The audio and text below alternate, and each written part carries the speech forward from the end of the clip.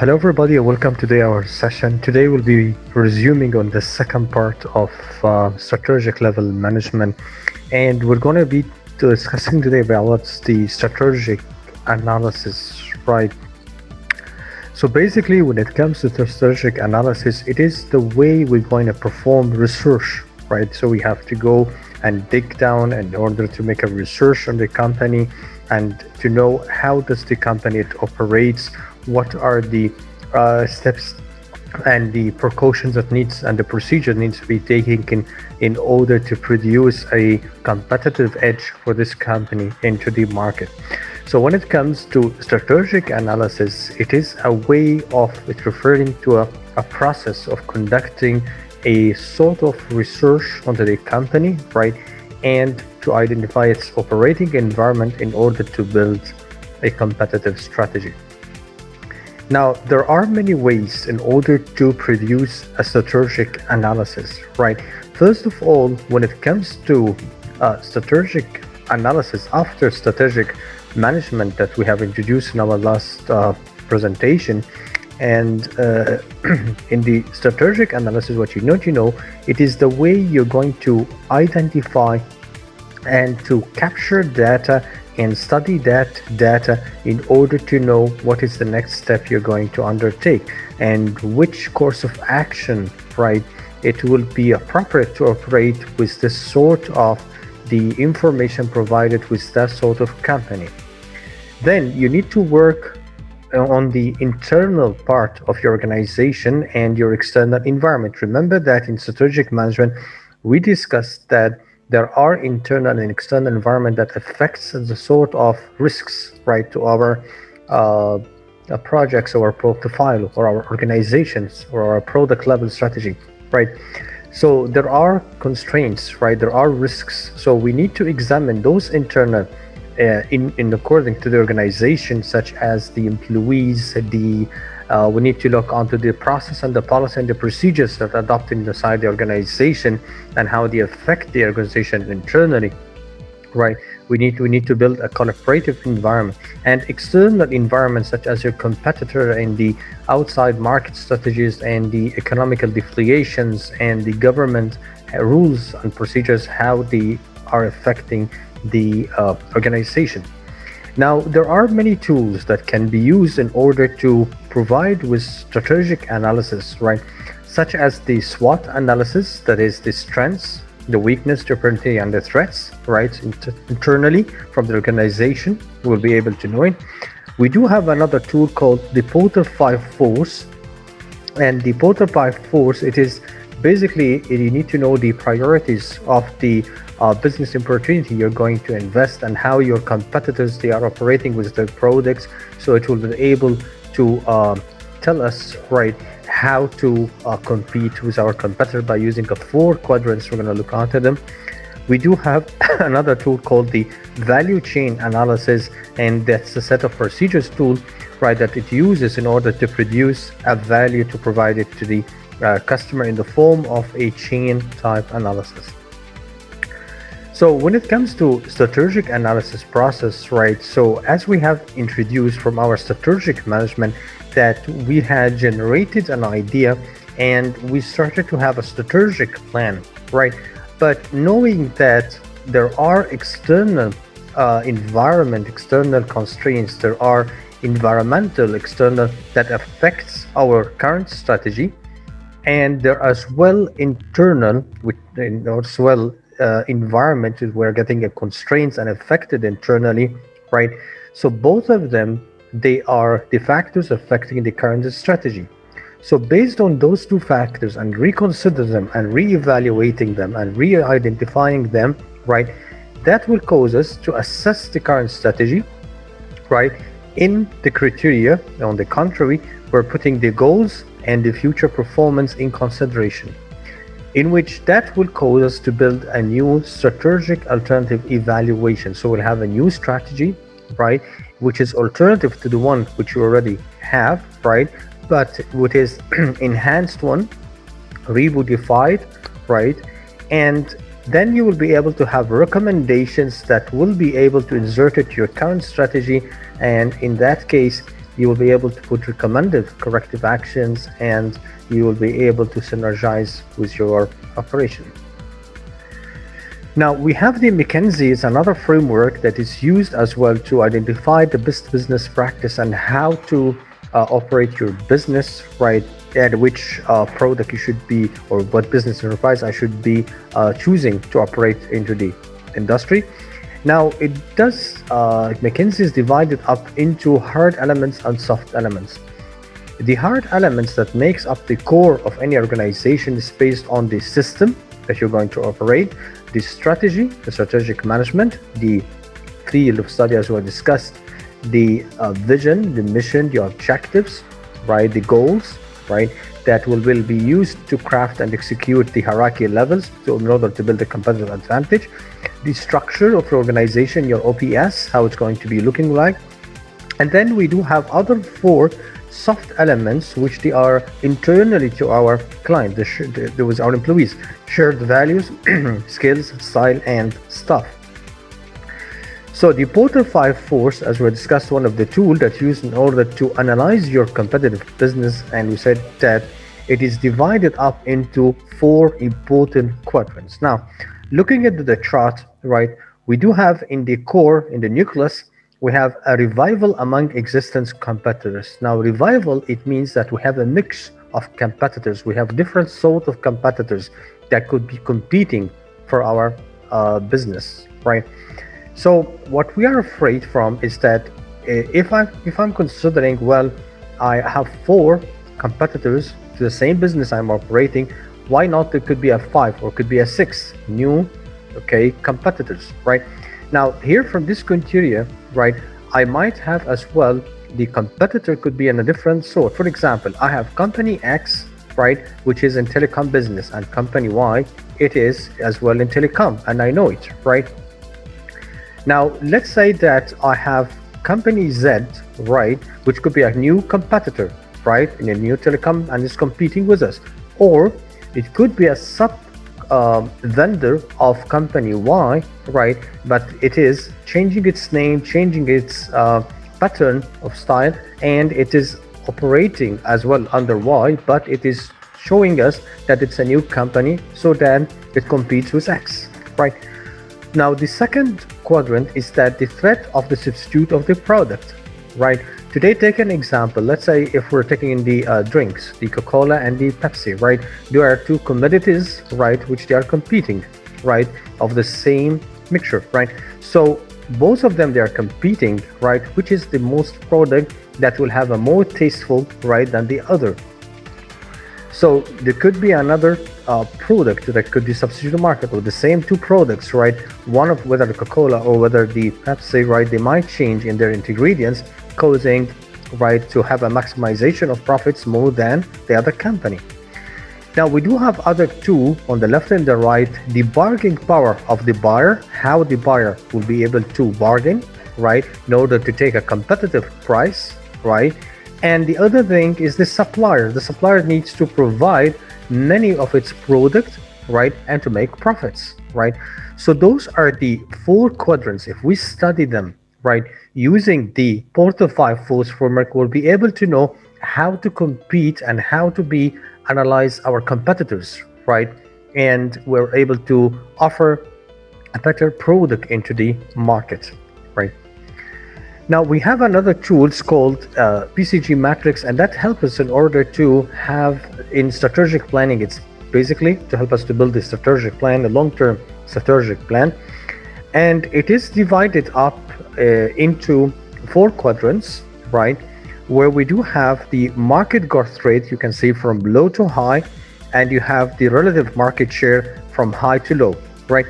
So let's say I'm targeting to become a star, right? A star, it means that your earning is high, you're a stable organization, you're growing, right? So that's the best. Cash flow is being neutral, right? So the cash flow, the sponsor, he's submitting the money, right, in a cash flow way, right? There is no stopping, okay? So strategy, they invest for growth, so they keep on investment. There's a plan, there's a capital investment for many years, so there is stability, there is security. High market share, So in that case, you expect to have a high market share and a high growth, right? Now, cash cow, it is a sort of business that I don't want to invest too much. I just want to have, for example, one resource and he's doing the whole thing and I'm getting profits, right? So you can see that from it, it's a low market growth, but it will have a high market share. You're trying to open multiple business, right, with one resource. Okay, so I can have market share, but you're low in growth because you're exhausting your resource. So in that case, earnings, well, you'll be having high earnings, right? Stable, okay, but the cash flow is high and stable. Strategy, it's milk. Then that comes from the example of if you are, let's say you're taking the milk from the cow, right? And that will be have a high market share, but you will have a low growth, okay? Now, the question mark when it comes, you will be asked in two ways. Should I be a star or should I go for a dog? That means, should I have a high market share and high growth, right? Or should I have a low market share and a low growth, right? So this is the question you need. So here in the earnings, it will be low, unstable, growing. Cash flow is negative, right? So it is a decision-making area. Strategy, you need to analyze whether the business can be grown into a star or you'll generate a dog, right? And you will have low market share but high growth. And according to the dog, your earning is low, unstable, so you have low market share and low growth. That's called a divest. So the PCG Matrix, it's basically a tool that helps us in order to build our long-term strategic plan, and it will be able to direct us to the area always to go to be focused, right, to become a star, right, which is on the top of the list. Mckenzie 9-box matrix, right, it uses another way for strategic tool, right, in order to have to prioritization on which business should I invest, which is the sort of business that I will be able to have a return investment from. So as you can see that on the x-axis, right, we do have industry attractiveness and we have the strengths of the business of the unit product, right? Now the colors, for example, the blue, let's say on the top of the list, right, we do have the blue product of business. It's taking a high attractiveness. And the strengths of business unit of product, right, you can see that according to the green and the pink, they are at a lower stage compared to the blue products, right? And you can see that the pink for the attractiveness is less, for the green is less. Now, if you're taking it from the top list, I would see that the blue and the greens, they are the top products, right, who are attractive, right? And as well, they have a strength into their business product compared to the pink product. So when it comes to industry attractive, there are many factors that we need to consider. First of all, let's say I need to promote or penetrate a market with my product. First of all, I should consider the seasonality. Which season, right, I should be promoting my product. For example, it should be in winter, should be in summer, okay? So which winter I should promote my product. For example, if we're taking the shelters of the winters, right? So heavy clothing will be promoted more higher compared to summer. But if you're having a t-shirt or a shirt, it will be promoted and penetrating the market with high revenues at the summertime compared to the winter time. Amount of laborers, right? It's very important to know the diversity of your labor. How many laborers do I have who are operating with me? Because the number of resources that will affect, or the amount of stake, right, on your production, right, on your productivity, okay? So it's very important to consider the amount of labor. Market segmentation. Now, do I have multiple communities or do I have only one business while I'm operating? For example, I could be working on Android mobile applications. I'm not working in iOS, so it's one segment. Other competitor, he could be working in both, right? So how many market segments I'm operating into? That's another thing. And then you have the competitive strength of the business and the product, right? So what is the value driven from that product? Why do people purchase it? What is the value that makes people that I have more better than any other competitor? So the value driven, that I will be able to promote that product easily and quickly, right, with a large scale of economic scale of making profits, maximization of wealth, compared to the other competitors. Now, that will be filtered into two terms, the best and the percentile, right? So that would be have an output for your political, right, economical, strategical, technological, right, again, or the political and the economical, the strategic, telecommunication, and the technological and the environment, okay, as well, you'll be able to have for it, okay. Now, when it comes to market life cycle model, that is, we're studying the as if it's similar to a product life cycle. Now, a product life cycle, right, it is in the term you have a product, you have an idea, so there's a concept, right, and then there is a growth, right, and then there is maturity, and then there is decline, and there is withdrawal, right. So it means, for example, if we have for the Android, the Samsung G, let's say 6, right, today there is now the G6, it took time, right, there was a concept, there was a growth and maturity, and then decline and withdrawal. And the company, right, of Android, they had to produce the G7 and the G8 so that they are able to penetrate once more again to the market and to compete with it, right, and to provide a new flavor for a client in order to purchase, right, with more capabilities. So similarly, the market life cycle, it starts with a startup. That's the conception. So in the conception, you will have an innovation, strategic innovation. I need to do an idea, right? I need to have an innovation. I need to streamline to multiple market shares, right? So early adapters, you will be able to have how the market operates, right? And you will be able to accommodate, right, to the strategy that you are following, right, into your. And then you will have a trial. Well, I'm going to try to introduce a new product with multiple features. Let's see the market. Education, you have learned from several and experience, right? What was the last time we had a fault when we have promoted a product that had less features? What happened? So what was the customer expectations? What was the customer reaction? All of that we study, and that will be able to move into penetrating the market. So we will have a growth. So during the growth, you will have a share grab. So you'll have a market share, okay. Penetration, you will be able to enter to the market. Scalability, you will be able to have a large scale of your product being introduced to multiple market shares. And then you will come to a stage of maturity, stable. You have loyalty to your product, okay. Cost re-engineering, you will add a cost to keep on re-engineering, remodifying on your product, okay, to add recommended corrective actions, continuous improvement. And then by time, you need to start to changing. Otherwise, if you keep resuming, you will run out of cash because no one is going to buy your product anymore, right?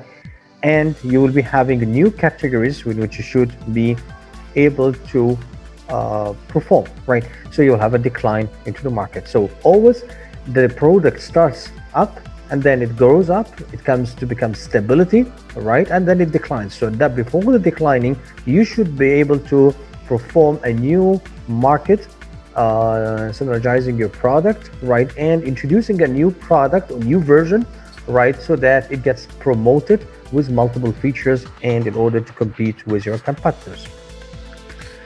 Thank you for your time, for your presentation, right? Hope that you join with us the full course, right? With strategic management, strategic analysis, strategic formal information, and evaluation and control, and the tools and techniques that use in evaluation and control. So hope to meet you on the third session, right? For strategic formulation. Be noted that the course is giving in Arabic and English. The slides remains in English, but the words are in Arabic or in English based on the language you choose, right? And hope to meet you. It's very important that you like or share our videos, right? So that we continue and resume providing with other videos. Thank you for your time and hope to meet you further on different lectures. Thanks.